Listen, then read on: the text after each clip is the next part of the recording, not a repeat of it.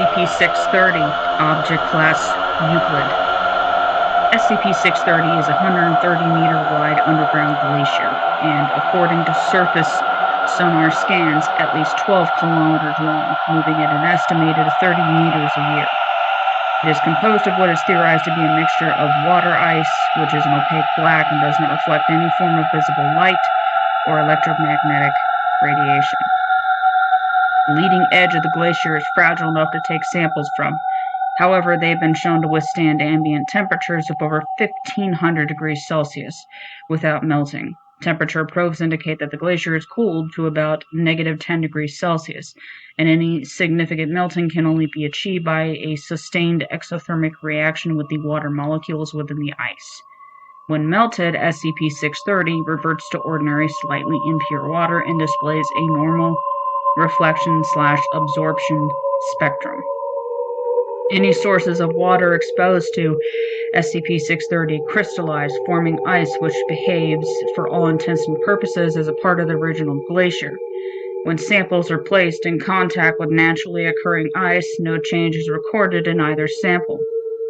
Research is ongoing into an emergency cryogenic containment protocol in the event that any SCP-630 affected materials are ever introduced to an unsecured body of water. Personnel working around SCP-630 report frequent auditory hallucinations, most often the sound of someone pleading or calling for help from within the ice. Staff have reported that over a period of time, these hallucinations can create a difficult-to-resist impulse to make physical contact with SCP-630. Recording equipment has yet to pick up any unexplained noises, but has detected low-frequency sounds consistent with glacial movement. Acquisition reports also indicate that miners originally broke through a rock wall into the cavern thinking that they were following the cries of others trapped by a cave-in. When direct skin contact is made with SCP-630, the body ceases to reflect any incoming light, causing it to turn pitch black and rendered deaf, blind, and mute. Extensive testing indicates that SCP-630 affects only warm-blooded animals, birds, and mammals. Reptiles, amphibians, invertebrates, and fish remain unaffected, aside from going into hypothermic shock. Once exposed, these specimens are classified as SCP-630-1.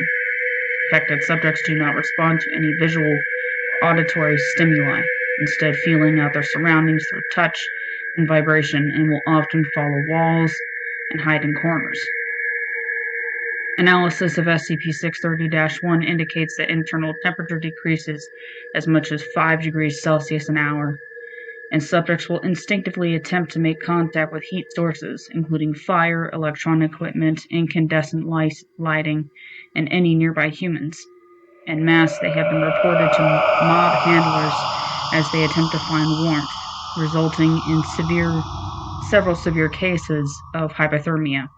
Attempts to communicate with SCP-630 have met with failure since subjects are rendered too single-minded in their search for heat to respond.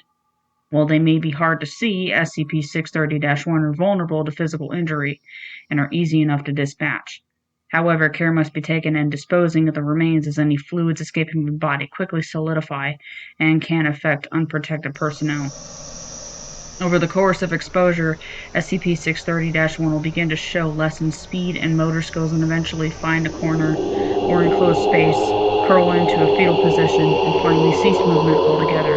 The temperature around SCP-630-1 continues to lower until it reaches -10 degrees Celsius, at which point any ambient humidity combined with the body's natural water contact finally freezes into a layer of ice over the subject.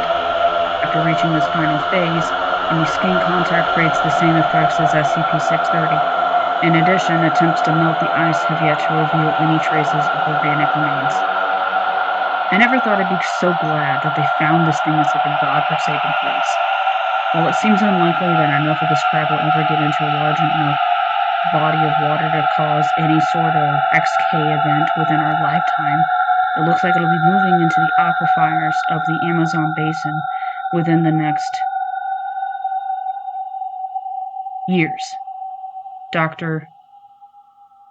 Special Containment Procedures. SCP-630 is contained meters underground in the remains of a copper mine. kilometers north of Peru. Degrees south, degrees west. The chamber containing SCP-630 is to be as brightly lit as resources allow using LED and fluorescent lights and sealed behind blast doors. Weekly maintenance is to be performed by Class D personnel only, including inspecting and replacing any burnt-out lights, use of provided GPS and sonar rangefinders to measure and plot movement of the leading edge of SCP-630. Since the copper mine lies in one of the harshest desert environments on the planet and contains no other SCP entities, containment is as simple as restricting access to the mine and proper handling of persons affected. SCP-630 is estimated to move at a rate of 30 meters a year. Through an extensive system of caverns, and research is being conducted on its future path, as well as mapping expeditions into the caves. As long as it remains contained, SCP-630's movement is not projected to pose a direct threat to populated areas. Handling of any supplies of SCP-630 or affected materials is to be done only with full reflective thermal gear.